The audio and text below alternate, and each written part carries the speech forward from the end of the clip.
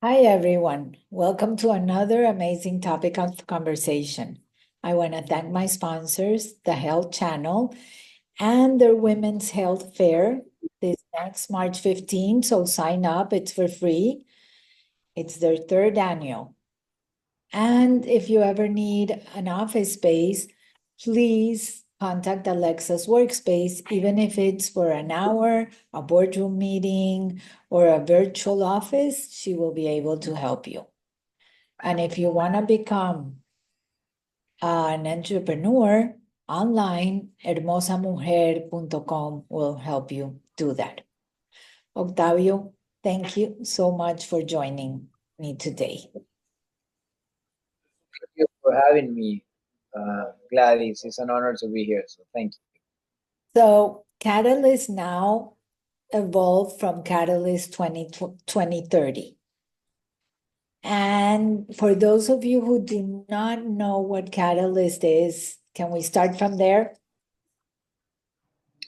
Yes, there's a formal description of what Catalyst is a global movement of, I would say, social entrepreneurs and organizations trying to achieve common goals with regards of reaching faster the 2030 Sustainable Development Goal from the United Nations. But also it's, I will say now, one of the largest networks of social entrepreneurs and philanthropists and organizations trying to work together to create systemic change. And that's one of the main changes of the vision that we have now, Gladys, from the one you knew from Catalyst 2030. We have to reach it now.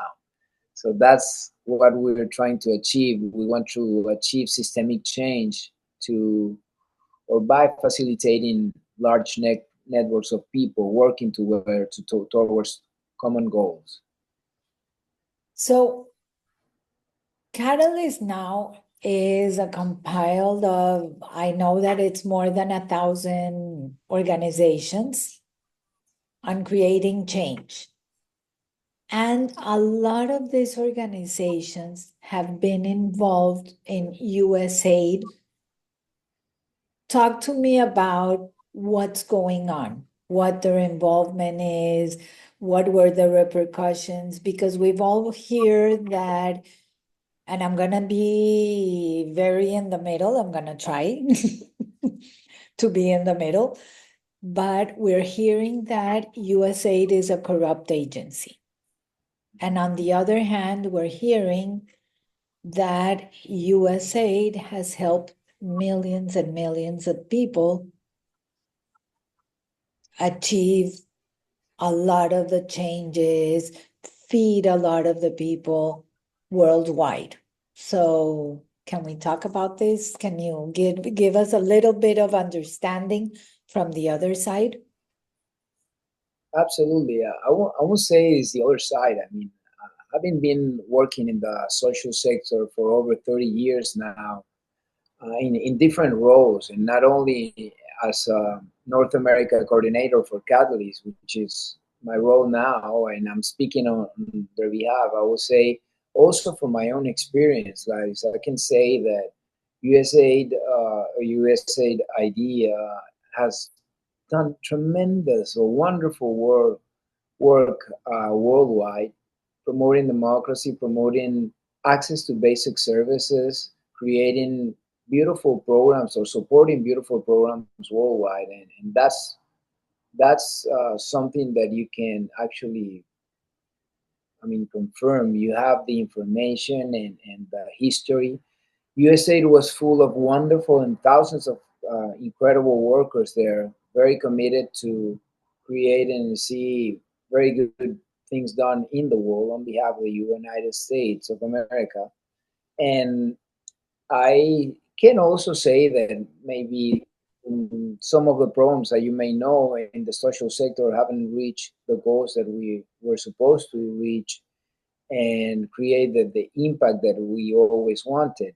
And I don't think that has to be only because of this one institution, but the truth is that $60 billion of financial aid are jeopardized now We don't know what's going to happen. I think I'm very hopeful that this is going to be a shift of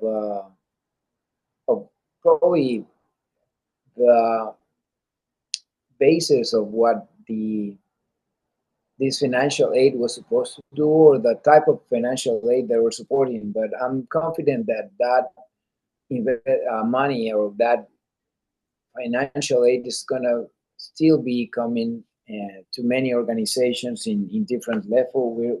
I am, at least personally, not talking about from Catalyst, that this is going to be hopefully done. And if it's not, I'm sure that many other countries will step in and fill the gap, and also private institutions. And to be honest, I'm very supportive of the private institutions coming forward and trying to create change, not only by supporting other organizations and the work of many or thousands of organizations worldwide, but also creating impact and addressing the most prominent programs from the business perspective, and sort of a triple bottom line mindset. And I strongly believe that that will be create an impact, and sometimes these situations can create opportunities to many organizations change their mindset and start creating products and services that could have a lasting impact, but also could be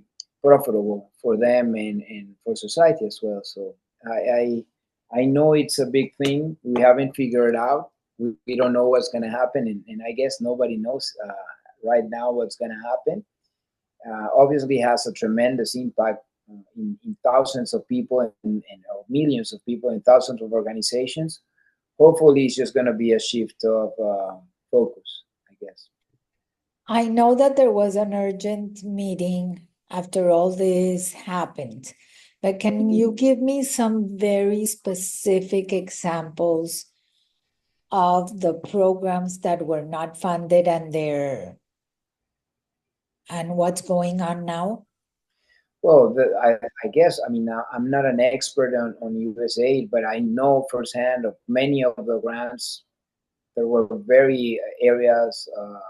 several areas of attention and address that those fundings were coming to support. Uh, Migration and refugee support was a big thing also. Obviously, access to basic services. Many organizations in Africa were supported by these programs. I mean, worldwide, I cannot say just specific in Africa or just one country. Latin America, obviously, will have a tremendous impact. I'm telling, it's $60 billion of dollars that are now free. So we don't know what's going to happen, but I'm confident that the policy is going to stay in a way, maybe change in focus or areas of focus, but that aid is going to still be there. And again, as I mentioned before, I'm sure many of our other countries will step in and fill up the gap in the cases that is needed. So what is the vision of Catalyst now? I know that it's now not 2030s, Yeah, now, yeah. literally now. So what changed? I think our focus now is that we need to make progress immediately. We cannot wait, and we want to have this mindset of creating systemic change through collaboration of many of the organizations that are joining Catalyst. As you know, we only have a secretariat and a few people that support the institution. This is a self-led organization, so you as a member had the power to create whatever program and make your peers to join in, so you together can create this systemic change in areas or addressing areas and problematics worldwide. And that's, I think, one of the beauties of Catalyst, that is self-led and self-guided. And what we do from the staff members of Catalyst is try to facilitate that connection and do follow-up of those connections, and try to bring more people to join the programs that some of the members are leading. So I think that's the way that we can achieve progress and actually reach out faster the 17 Sustainable Development Goals that we agree as almost as the world, I will say, through United Nations. And as you may remember, took many years to reach out and come to those conclusions. And I think now what we're trying to do as social entrepreneurs is to join forces to reach them faster, because it is urgent, and we really need to face many of these issues as fast as we can, but also with a different mindset. As I've been mentioning this several times throughout our conversation, is that normally people were competing even for the funding of USAID and other organizations. We're always competing, and we learn and we got trained to compete among institutions to reach out and have enough funding to Continue. Yeah. promote continual programs. But we have discovered that many of these institutions have very aligned goals and very aligned uh, ways of working, and also that can complement each other. And that's what we're trying to achieve as Catalyst members, and try to make them support each other instead of competing.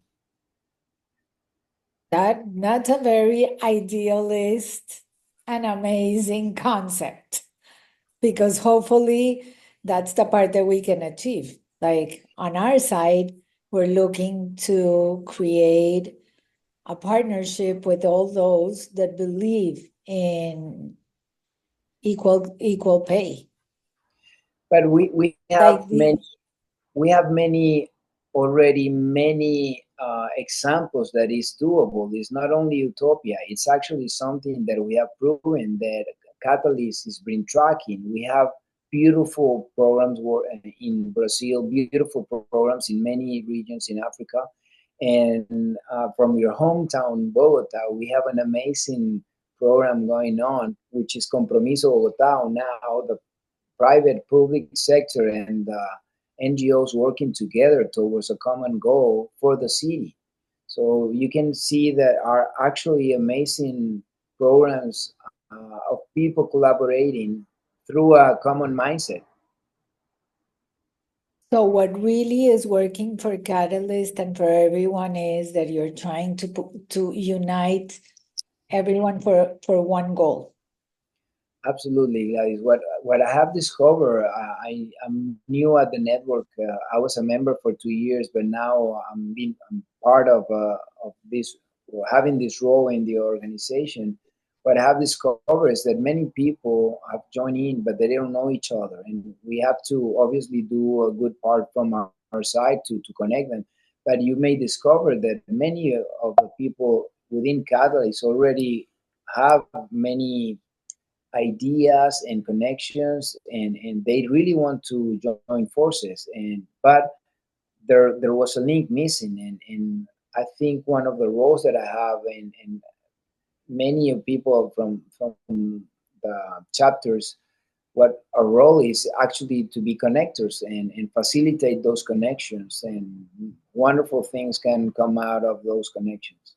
And we hope, as I mentioned once to you, I guess in the past, that we want to see ourselves as change maker of change makers, or connectors of connectors, so we can achieve wonderful work and obviously systemic change together. A bigger impact, because if we stand together, we're stronger. Absolutely, And that absolutely. is something that I strongly believe in. Like a beehive. Yes. So thank you, Octavio, for sharing all this insight. And for anyone that is looking to partner with an organization, just reach out to Catalyst now. Absolutely. We're here to help and to facilitate those connections, and hope you can join this large network of more than 5,000 organizations nowadays. Wow, We're that's growing. amazing. Absolutely. Thank you And so to much for having me. everyone, I hope that by next week there will be peace in the world, I hope. more humanity. And until next week, above all, stay safe. And Thank it you. starts from us. So thank you so much for having me. You take care.